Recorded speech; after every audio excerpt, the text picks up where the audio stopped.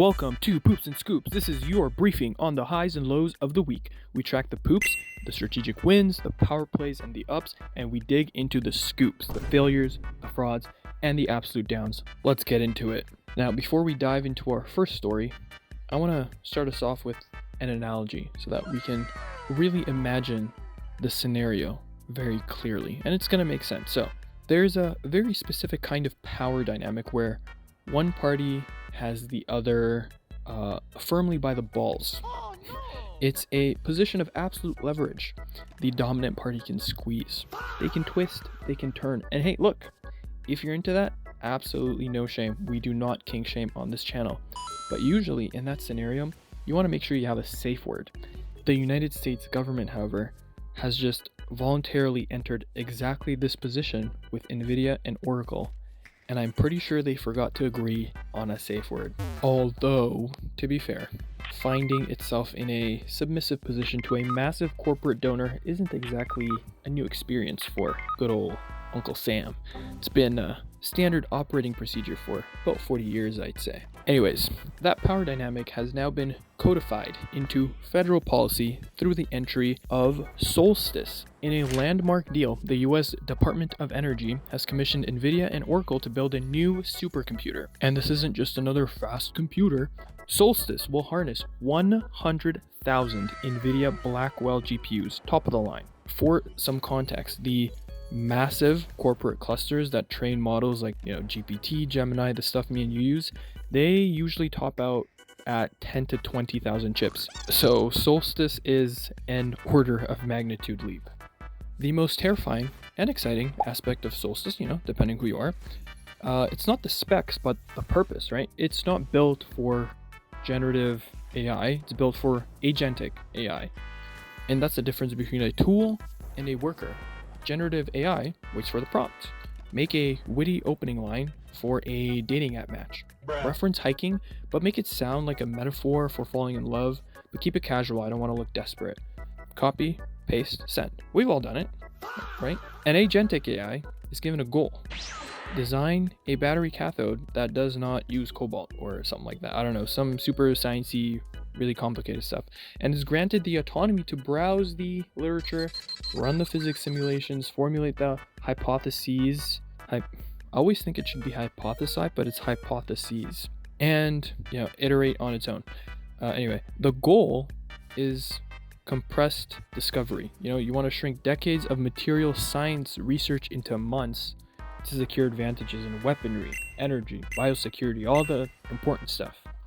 Now, obviously, to build a computer of this scale, that breaks the grid. A 100,000 GPU cluster acting as a single brain, that requires energy equivalent to 900,000 households. There is a collision between AI policy and energy policy. You can't turn Solstice on without blacking out a city unless you have the dedicated power. And that's why the project is implicitly tied to the deployment of small modular reactors, SMRs. Oracle has publicly stated plans to power gigawatt-scale data centers with trios of SMRs. You can think of an SMR as IKEA nuclear. Traditional nuclear plants, massive, these custom-built cathedrals that take 15 years to make. SMRs are smaller, standardized reactors built in a factory. They can be shipped on the back of a truck to be plugged in wherever power is needed. And the innovation is in the mass production. All this is fine and dandy. How do you pay though? How do you pay for a nuclear-powered superbrain? We've been hearing a lot about Doge and cuts and Elon Musk and the big beautiful bill, and the government spending is actually low-key up, but cuts and Doge. Well, you gotta use a loophole. And that's how, when you look at the deal, first off, the price for each chip is like 30 to 40K. So the silicon alone, that's $3 to $4 billion right there. In Washington terms, asking Congress for $5 billion upfront, that is a political slog. You do not do this. This triggers hearings, debates, delays. So they structured it as a cloud service contract. The government isn't buying the computer, they're just renting the capacity. And this flips the cost from a massive one-time purchase to an annual operating expense, basically just another utility bill, like keeping the lights on. In the past, the government would buy a supercomputer, and then 4 years later, it would be a slow, useless pile of e-waste. Under this rental model, the risk sits with Oracle. Because Oracle is paying the electricity bill, they are financially incentivized to rip out the old hot chips and replace them with the newer, efficient ones. So, win-win. Now, obviously, there's a catch.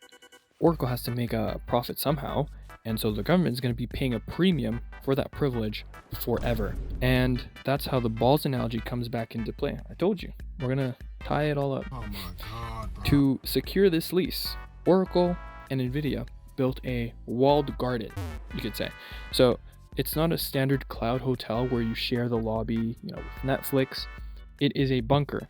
The 100,000 chips are physically separate from Oracle's commercial business, likely in a caged-off, secure zone that requires government clearance to enter. The connection is a dedicated fiber line, bypassing the public web entirely to create a digital moat against remote hacking. But, a walled garden, it's safe, but it's also a prison. Once the government trains its AI models inside the environment using Oracle's specific security protocols and NVIDIA's specific software stack and huge data sets that can never touch the public internet, they become trapped by data gravity. Moving that data would require not just massive digital transfer, but a total security declassification review. Think about it, you can't just switch to a competitor like AMD later because their software is built on NVIDIA's code. They can't move their data to a different cloud because moving petabytes of classified info is a logistical nightmare. And it's big because everyone has heard of terabytes, no one has heard of petabytes. At least I didn't. I had to search that up. The US government has signed a forever subscription for their own national security, giving NVIDIA and Oracle the ultimate leverage. The US government literally cannot function without them once this thing is built, and everyone in the room knows it. And so the reaction to the detail, whether it's a poop or a scoop, depends entirely on which side of the walled garden you're standing on. Wall Street this is like a coronation for them. NVIDIA is no longer just, the best tech stock. It is a defense contractor, making it a safe haven asset that is now essential to the American survival instinct, just like, somebody like Raytheon, and with better margins on top of that. If you're somebody like Beijing, this probably lights a fire under your ass in the AI arms race. You're now looking at a 100,000 chip gap that you can't really buy your way across, leaving you with, a few desperate options. You can spend billions trying to smuggle chips that you're not supposed to have through the black market. NVIDIA is banned from selling China, the top of the line chips. You can task, your state hackers to crack Oracle's bunker. You can try and develop your own top-end chips in-house. My assessment is probably going to be a combination of all three. But, maybe the quieter reaction is coming from the scientific community. For 50 years, science was open. If you cure a disease, you publish the paper. And Solstice, it kills it a little bit. It signals the beginning of classified science, very concretely. I'm sure we all knew that there was classified science always going on, where the world's smartest artificial brain will be making discoveries that if the government doesn't want to share, they're not going to end up in a medical journal. It's going to end up in a classified folder filed away, forever. So I don't know, is this a poop? Is this a scoop? I don't know. I guess it depends on where you stand. I don't know what's in between a poop and a scoop. I don't know. I should come up with that, but I don't know. I feel like I'm saying I don't know a lot of times. Anyway, if the idea of the government locking all the world's smartest scientific discoveries inside a classified bunker makes you sad, I have some good news. We're going to move on to our next story. If you look at the state of open science right now, honestly, maybe it deserves to die a little bit. While the government is building nuclear-powered god brain to solve, everything, human academics are currently out here risking their entire careers to lie about the optimal temperature for frozen tuna. Classic. Yeah, I know. A Japanese professor has been suspended after investigators discovered that her groundbreaking research on freezing salmon, I know, important, was, much like the fish itself, completely dead on arrival. There was an investigation that revealed a comedy, not a sophisticated heist, It was pure laziness. When a whistleblower noticed the experimental conditions didn't match reality, the university asked to see the raw data. And the team's response, they claimed they failed to retain proper records. Turns out that the grad student, Faria Afrin, had conducted the experiment using a standard freezing device, but that wasn't the result they wanted. And hey, you know what? We've all been there. You run the experiment in class and you get the wrong result, and you don't want to deal with the headache of explaining all of this in the lab report. So you just fudge the numbers, you get the right result, you move on with your life. But if your paper is going to be published in a journal, probably should be a little bit of a higher standard. So Professor Yuan, who was her supervisor, allegedly incorrectly advised the student to just write down the model number of a different, fancier machine in the final paper. Oh no! Yeah. They didn't even use the tech they were reviewing, they just fudged the serial number to make the methodology look better. You know what? Simple, clean, efficient, you can't hate on it. And for this breach of scientific ethics, for intentionally committing fraud, Professor Yuan received a punishment of a 1-month suspension. But you know what? You hear a lot about these corruption scandals and how they get, they embezzle billions of money from wherever, and then they get a slap on the wrist. But I feel like a 1-month suspension for something like this, it's probably fine. And whether I was gonna say this is a scoop, but the suspension started December 25th, so essentially you get a month off for Christmas. So this might low-key be a poop. Is this a poop or a scoop? I don't know. We like to be ambiguous on this channel, I guess. So is this a poop or a scoop? Let me know. Let's wrap it up with our last story. We just looked at laziness and incompetence. We're about to look at accidental excellence. We have a ring of gamblers who lost everything because people they bribed were suffering from success. They tried to rig a game with hyper-competitive Zoomers, forgetting one crucial detail. These kids have zero impulse control. I don't even know why I'm phrasing it this way, because I am also a Zoomer in my 20s with zero impulse control. Anyway, if they see a rim, they're going to dunk on it, even if it costs them a felony charge. So, after a massive, I feel like I've said massive a lot in this video. You know what else is massive? Anyway, a massive federal indictment, unsealed on January 15th, has charged 26 people with running a point-shaving scheme in NCAA basketball. And while all this took place in the 2023-24 season, we're only learning about the details right now as they release the receipts.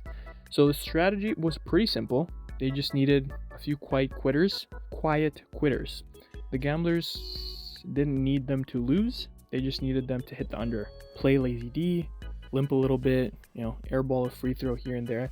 Basically put in, a Friday afternoon at work performance. You're getting paid a few $1,000s to be mediocre. Easy money. The problem? Premature performance. They got too excited. The moment the action started, they couldn't hold back, eh? They were supposed to, take it slow, keep it low, leave people unsatisfied. But they went at it. They started drilling the threes, grabbing boards. They treated the rim like a lover when they were supposed to treat it like a distant cousin. And I know some of y'all are going to be scratching your heads like, there's supposed to be a difference? Yeah, there should be. But hey, no shame. A little bit of shame. No shame. A little bit of shame. The crown jewel of the indictment is the text message during a game where the gambler had thousands of dollars of a player not covering a specific stat line, and instead of tanking, the player started putting in prime MJ numbers, and the fixer, watching his illegal bet evaporate in real time, sent the legendary text, "What the fuck you doing? You hooping your ass off. What the fuck?" Truly a beautiful sentence in the history of sports crime. Is this a poop? Is this a scoop? Again, depends on what side you're on. Could be both. Nah, I'm not a fence sitter. This is a scoop. And I know some of y'all swear by it. This is how you pay your bills every month, sports betting. So nobody likes it when somebody else messes with their mainstream of income. So I'm going to say this is a scoop. And that's the dossier for this week. The world is messy, high stakes, and usually pretty stupid. Thanks for joining Poops and Scoops. Catch the poop, dodge the scoop. We'll see you next time. When criminals pollute the purity of sports by manipulating competition, It doesn't just imperil the integrity of sports betting markets, it imperils the integrity of sport itself.